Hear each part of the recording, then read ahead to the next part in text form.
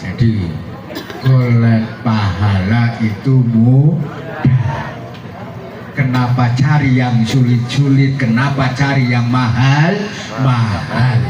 Kalau yang mudah, yang murah aja ada, kenapa cari yang mahal? Kalau ada yang murah tapi cari yang mahal, ini bagaimana Pak? Orang TOL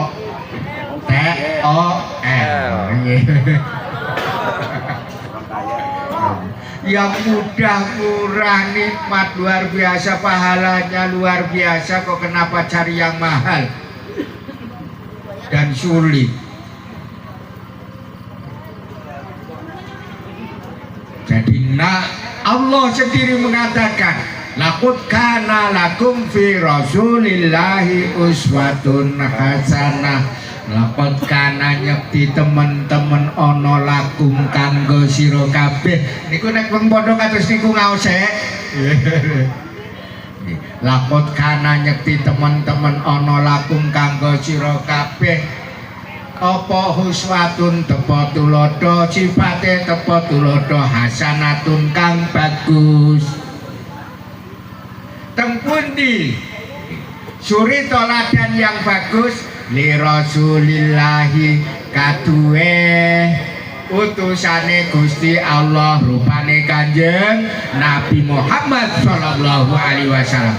Ini Allah, bukan saya. Saya hanya mengkopi daripada Al-Quran, karena Al-Quran itu adalah kalamullah, pengendikannya Gusti Allah, perkataannya Allah, bahwa Allah mengatakan bahwa sesungguhnya itu adalah kosam, lam penekan, sesungguhnya di dalam pribadi, diri pribadi Rasulullah adalah suri toladan yang baik. Tidak ada suri toladan yang sehebat Rasulullah, dan mau mencontoh apa saja dalam diri Rasulullah itu ada. Dalam kehidupan kita contoh sudah dicontohkan oleh Rasulullah. Contohnya jadi presiden yang hebat, tiru Rasulullah, karena Rasulullah seorang presiden. Jadi jenderal yang hebat, contoh Rasulullah, karena Rasulullah adalah seorang jenderal yang hebat. Ketika berada di Madinah, mendirikan negara Madinah, Madinah diserang dari berbagai pihak, termasuk kaum kafir Mekah.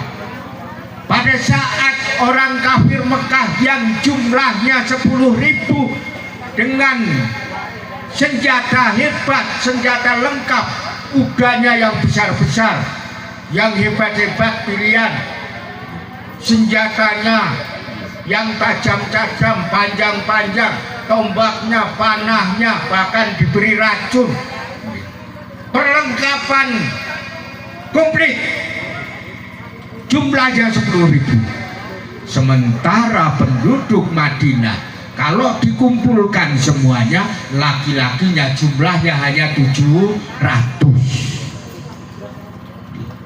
Kira-kira orang 700 itu saja tidak hebat semua. Ada yang jadi algojo, ada yang tenaganya kuat, tapi juga ada yang batuk-batuk, ada yang tua sudah jalannya repot.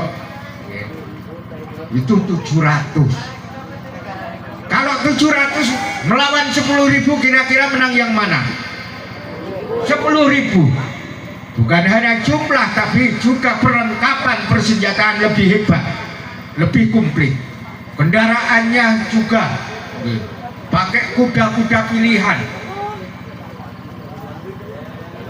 Diketahui oleh Rasulullah, karena Rasulullah itu punya intelijen di mana-mana. Di Mekah ada intelijen.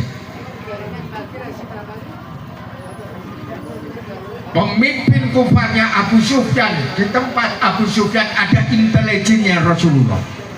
Jadi ketika Abu Sufyan ingin menyerang Madinah menggunakan senjata lengkap, kendaraan lengkap, jumlahnya 10.000, menyerang Madinah pada bulan yang akan datang.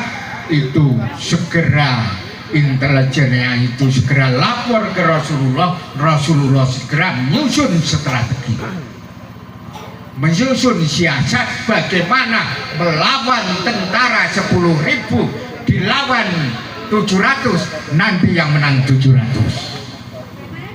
Akhirnya Rasulullah mengerahkan seluruh masyarakat Madinah untuk membuat hondak.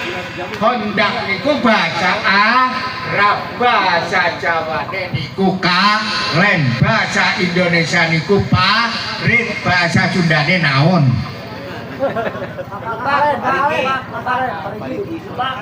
Lebak, parit. Akhirnya disuruhlah membuat sepanjang pinggir Madinah. Padahal tanah di Madinah itu adalah batu. Kalau di Jambu itu tanahnya benar-benar tanah dicangkul enak. Di sana pasir, dalamnya batu. Itu sampai membuat hondak berapa kilo. Akhirnya benar tentara yang berkuda itu melaju pesat menuju Madinah, tidak tahu ada hondak, ada parit, karena di atasnya itu ditutupi pakai pelepah kurma, dikasih pasir, jadi tidak tahu kalau itu lebak. Akhirnya kuda yang sedemikian banyak membawa tentara senjata hebat jatuh ke parit, tinggal dipukuli.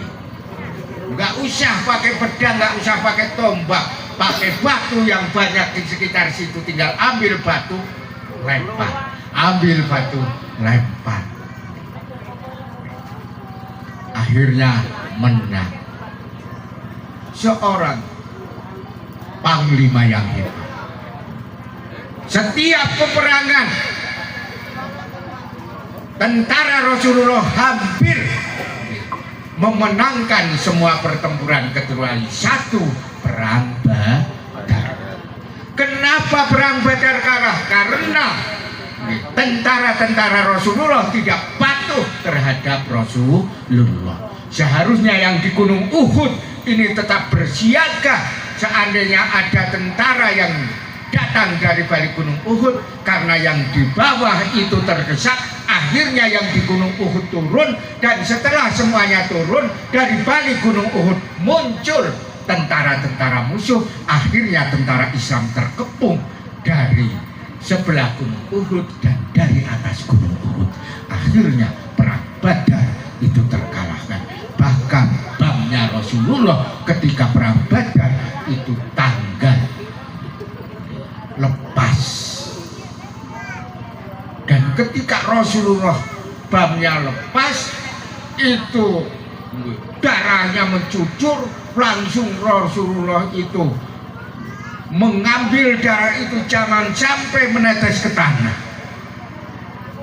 Malaikat kagum, orang-orang di sekitar sahabat itu kagum, kenapa darahnya itu sampai di bahasa Jawa itu diadani. Diadani nganggo klambi, pakai jubahnya, sehingga jubahnya berlumuran darah. Nabi itu mengatakan, seandainya satu tetes darahku jatuh ke tanah, maka Allah akan murka terhadap musuhnya Nabi. Itu karena sayangnya Nabi dengan musuh-musuh masih disayangi, Pak. Walaupun sudah dalam keadaan terdesak dan kalah, masih sayang dengan musuh. Takut musuhnya kena murkanya Allah. Suri toladan yang lain banyak, dari mulai bersama istri. Masya Allah, sayangnya Rasulullah. Bahkan ketika mandi itu Rasulullah mandi bersama istri-istri tercintanya. Dikosoki, Rasulullah mandi, disiram, dikasih sabun, dikosok. Pak, nate didusi tengkar wone. Ibune nate, ibu sudah pernah bapak mandi, ibu yang nyiram, yang nyabunin, yang kosokin. Bu,